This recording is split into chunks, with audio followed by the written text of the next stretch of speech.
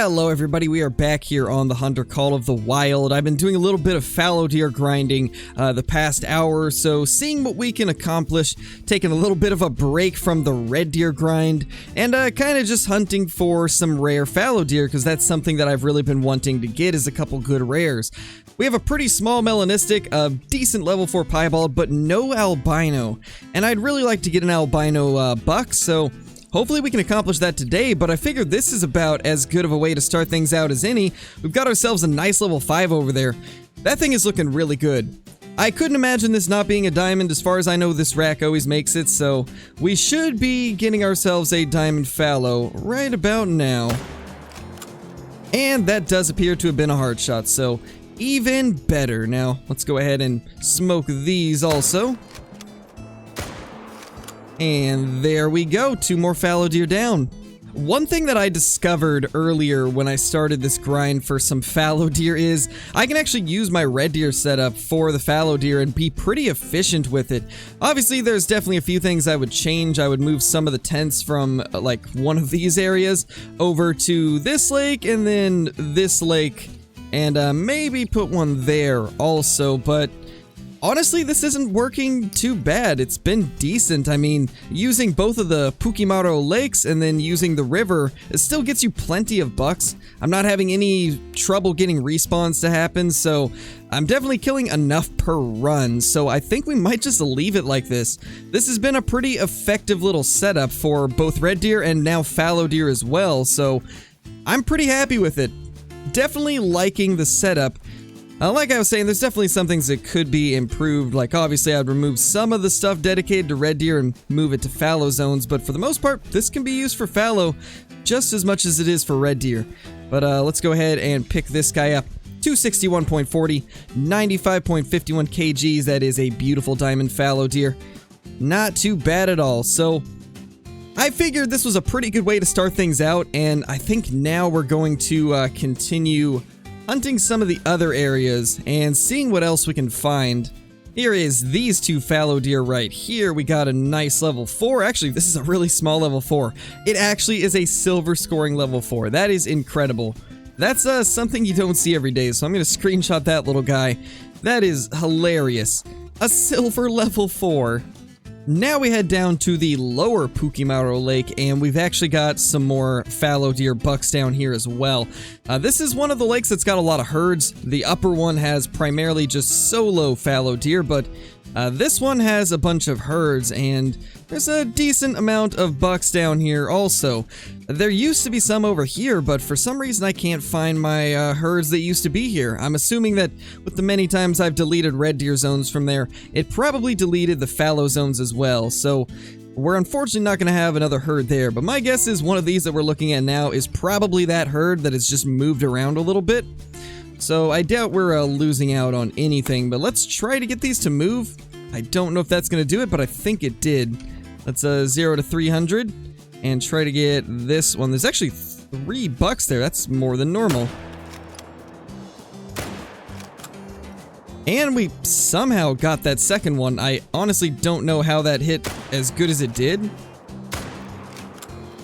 And that was a pretty poor shot, but maybe we can get a 300 Magnum hit onto it. Nope, definitely not. Alright, well then.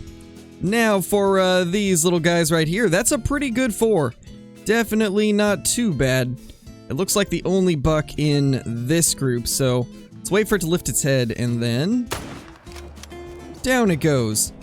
And we should have one right there as well.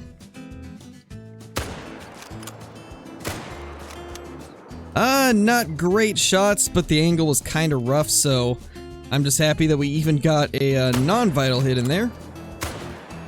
And that will finish him off nicely.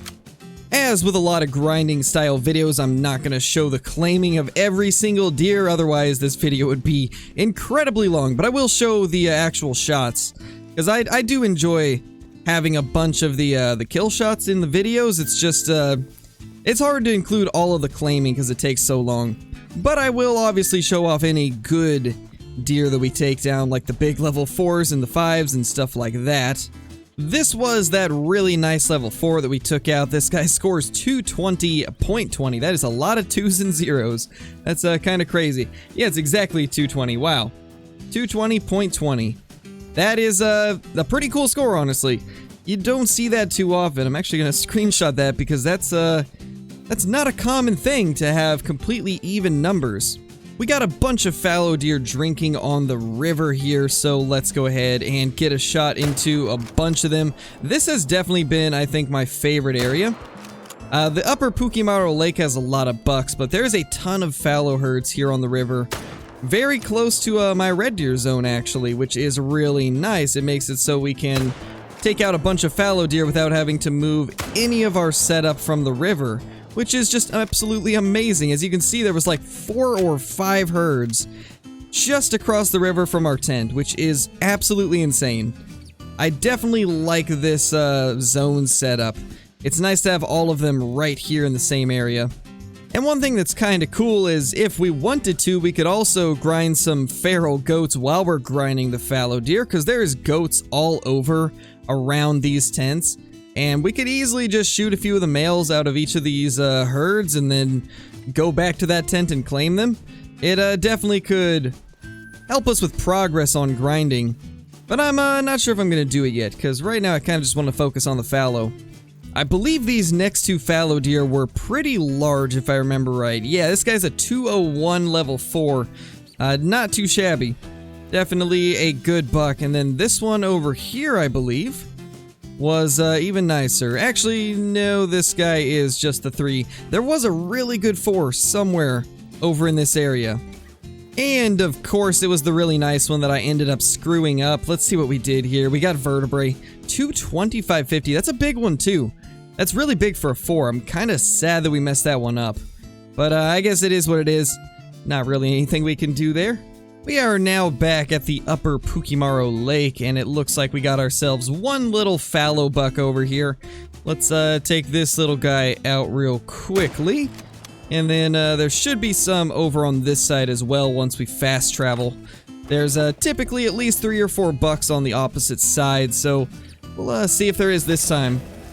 Well, it probably doesn't help that it just turned 11:30 and most of the fallow deer have left at this point, so I guess we'll do a quick time reset and then get back to the action.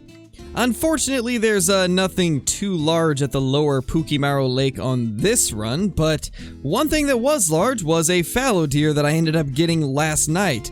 I decided to start up the fallow grind, as you guys know, and one of the first things that I came across on, I believe, the second run of the night was this level 5 fallow, and man, was this guy a giant. An absolute beast of a fallow deer if I've ever seen one, and we ended up taking him out with the 303. Once we got up to claim him, I discovered that he was max weight, though he didn't score super high, which was kinda disappointing. For it being a max weight fallow deer, I would have thought that it would, well, hopefully have a little bit of a higher score, because I've heard of people getting fallow deer clear up into the low 270s, but I've never been able to get one myself, and I was really hoping this would be the time that that would happen. He looked massive from a distance, but unfortunately he just didn't score quite as high as I would have liked. But it is nice to have another max weight animal on the ground. We've been getting pretty lucky with max weights when it comes to red deer, but I think this was my first ever max weight fallow deer. I can't remember ever getting a max weight in the past, so this was a pretty cool thing to see. And I think that brings us back to these small males, and well, we're just gonna try and take down all of them if we can, just real quickly sniping all these big males, and that was a female, unfortunately. So that's a little bit unfortunate there, but we can just get in here and try to take down this guy as well. Decided to get them to move with the 22 trick real quickly. Bit more reliable shot to try and take, and of course he would move right as I try to take the shot. We did hit it, but that's nowhere near vitals, and he's gonna run for quite a long distance if we don't get a second shot into him. And honestly, at this point, I don't even know where he went. I think that was him right there. He's definitely not gonna give us another shot, so we're just gonna have to deal with the fact that we made a poor shot on that one, and just focus on getting the next one down. And the next one after that. And for the first time in a while, we actually have a fallow deer on the opposite side of the lake. This is something that hasn't happened in a little while, so that's kind of cool to see. That should do the trick there.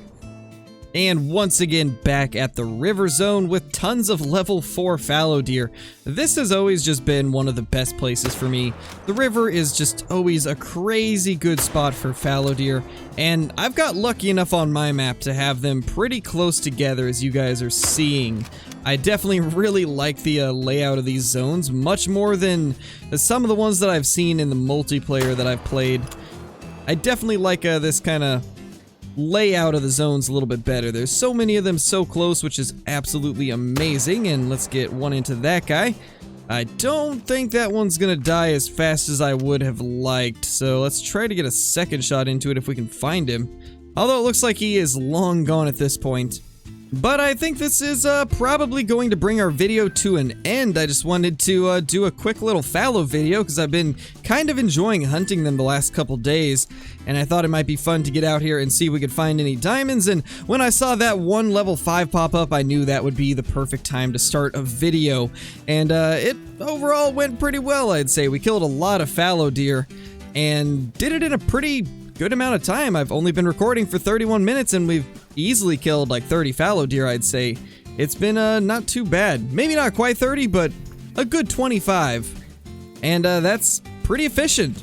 So I think I'll continue to hunt this setup for red deer as a fallow deer setup as well, because it does seem to work pretty well. But with that being said, if you guys are brand new to the channel, be sure to subscribe, click that like button, and ring that notification bell so you guys will never miss any future uploads.